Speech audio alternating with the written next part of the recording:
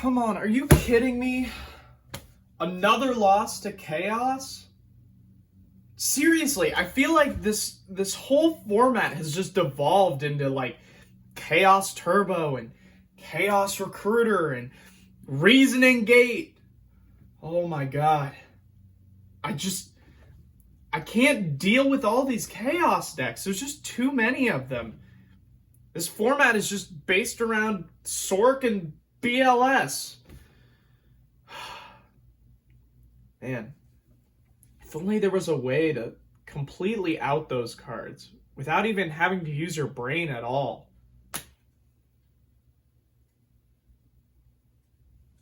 What the? Oh my god. This is the key. This is the key to everything. Now we can fix GO format by playing 11 trap cards and 5 floodgates.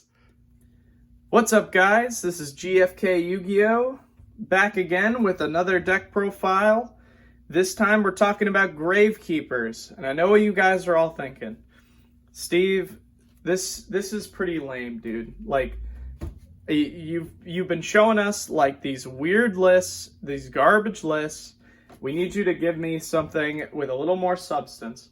And that's why I got you on lock.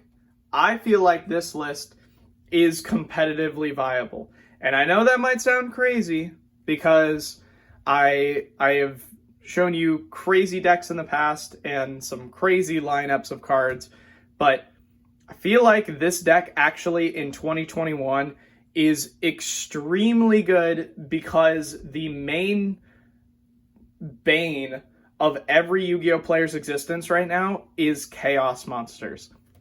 And this deck literally says, Chaos is garbage, go home and get a real deck. So that's why I think this deck is actually really, really viable. Even though you'll see like tier lists online and discussion videos about how, oh, Gravekeepers just isn't, they just don't do enough. They just don't put up enough power, or they easily can brick and other stuff. But I feel like this list is actually as close to perfect as you can get. Obviously, it's not going to be perfect because, I mean, there's so many cards in GOAT that could vary your playability of a certain deck. But I feel like this list is really, really good, and I hope you guys enjoy. So starting off, the best card in the deck, 3 copies of Gravekeeper'S Spy. It's the best card in the deck, literally tutors out any Gravekeeper you want. Super, super good. 3 copies of Gravekeepers' Assailant. A lot of people play this at 2. This is where my list is a little bit different. The way that I want to play this deck is I want to be the aggressor. I want to shut down my opponent's stuff. I almost want to play this in the same way that you would play a Beast Down deck or a Warrior Toolbox deck or any kind of beatdown deck.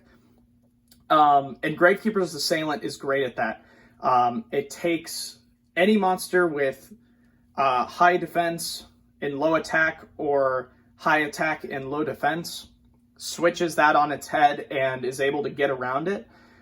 So any Monarch monsters that are really good, any copies of Spy, as long as you have Necro Valley, Gravekeepers' Assailant is super, super good.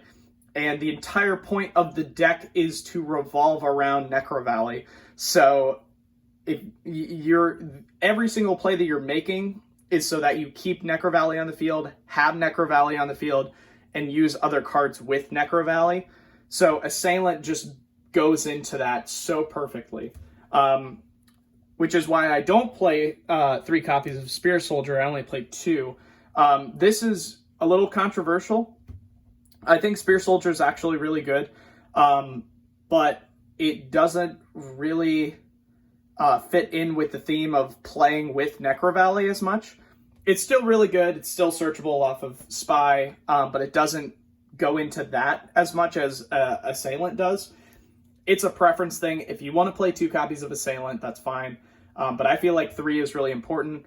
Also, it only has 1,000 defense, so boosting it up to 1,500 defense with Necro Valley isn't nearly as good as an assailant who can get 2k defense off of a Necro Valley. So it's basically like more copies of Spy in a way, while it's in defense. So I think assailant is a little more versatile than Spear Soldier, but you know, to each his own. And then 2 copies of Guard. I actually don't really like Guard very much in this list, but I feel like it is pretty necessary to play it. One, it's got extremely high defense, not as much as Spy, but still pretty good. The main reason why you play it is because it works so well with 2 copies of Tsukiyomi. It bounces cards back to your opponent's hand, or monsters back to your opponent's hand. The problem I find with this is that most of the other cards in this list are pretty good at outing some of the bigger monsters in the format. Assailant's really good at outing all the monarchs. You have Necro Valley, which basically just negates any kind of idea of getting out a Chaos monster. So having those monsters already being accounted for, Gravekeeper's Guard is really only good at bouncing back other level 4 or lower monsters, which your opponent can just reuse very easily. So the only way that Gravekeeper's Guard is really good is if you can resolve it with Sook and just keep going and going and then attacking in with other Gravekeeper's monsters, which is a best case scenario.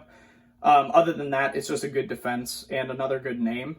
Because there's not a ton of great Gravekeepers monsters, but you do have to play them because they do get the boost off of Necro Valley, and they are they just have high stats. So and they work with Rite of Spirit, obviously. 2 Tsukiyomi, self-explanatory. The best monster in the deck is a flip monster, and if you can resolve it multiple times, you can go for OTKs. Really, really good. And then 1 copy of Breaker. It's Breaker. I want to play Breaker in like most GOAT lists just because I like having multiple forms of spell and trap pop. And also it's a beat stick, so that's always really nice. Got all those.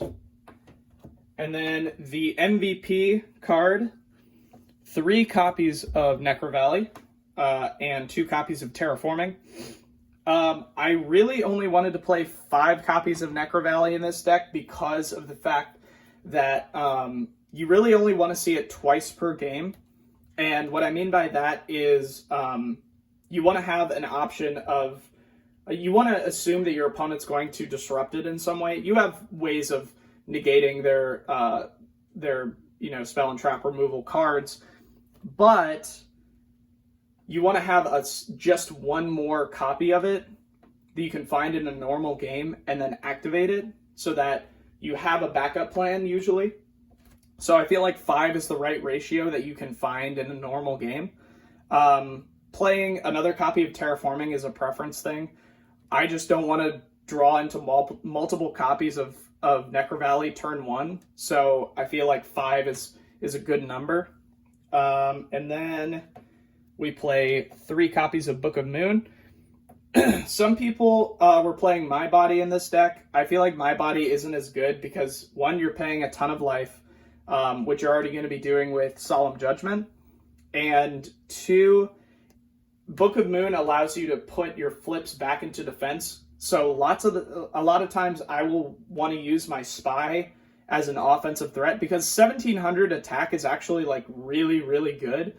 That can get over like most monsters in standard GOAT lists or in Chaos lists. So I feel like playing 3 copies of Book of Moon is actually really good because it works so well with Spy and with Guard. And it also works well with Assailant too because Assailant does have that 2k defense with Necro Valley. So even if you do, your opponent has a Sakuretsu armor ready for it, you can Book of Moon, set that, keep your resource. You don't have to pay life points, and you can just flip it up next turn. So I feel like Book of Moon does a little bit more than My Body, but it's also a preference card. I just like Book of Moon way more. And then 2 copies of Knock. Again, works well with Book, works well with Suk. Really important. And then for the spells, 1 Greed, 1 Graceful Charity, 1 Duo, 1 Snatch, 1 MST, and 1 Heavy. No Preemie, obviously, because of Necker Valley. So, then got all those. And then for the Trap lineup, very essential. 2 Rite of Spirit. I think I want to boost this up to 3, but I'm not 100% sure. It comes up when it needs to. Just allowing me to, build up better board presence, go for game. Just a good utility card. Literally just is Monster Reborn, which is really nice. And then we play 3 copies of Judgment. This card is essential. You have to play this card in this deck. Please, for the love of God, play this card in this deck. I've seen a couple lists online on YouTube that don't play this card, and I'm like, oh my God, please. This is the reason why this deck is playable. Because Necker Valley it can be wiped off the field with so many different cards, and Judgment is literally only in this deck to stop those cards, to stop MST, to stop Heavy Storm, to stop Dust Tornado. Just don't let those cards resolve, because Necker Valley is your win condition. So please play this card. And then a preference card that I play, though, is Trap Dust Shoot. This is more of the aggro ideology that I was talking about earlier. I do not want games with this deck to last too long. I want to end games pretty quickly. With Necker Valley, it allows you to basically plop it on the board, have your opponent try to negate it, and then if they can't do anything about it, they'll just scoop, because they realize that even if I do get rid of the Necker Valley, I'm staring into 4 Gravekeeper monsters that all are boosted by 500 and will just kill me. And I have no cards in hand because they Dust Shooted me. So I think Dust Shoot actually is good for the strategy that I like to play. It's arguable you can cut it for other cards, like another copy of Rite of Spirit. You can cut it for, copies of My Body, just whatever you feel like is best. But that's just what I feel like. That's the way that I want to play this deck. And then copy of Mirror Force, Ring, Dust Tornado, and Sakuretsu Armor. The Dust and the Sock are kind of preference cards as well. I tested with one of each, and I actually really like one of each. If you're playing more aggro, you can definitely play another copy of Sock. Another card that actually is I was thinking about is Spell Shield type 8, which is really, really good, actually. Just allows you to negate your opponent's knock, which, I mean, you do play a lot of flip monsters in this deck, and a lot of monsters that want to set themselves, so playing that card is actually really good. But I just feel like Dust Tornado is a little better. I like being able to out certain cards, like certain set cards that my opponent has, and I want that versatility.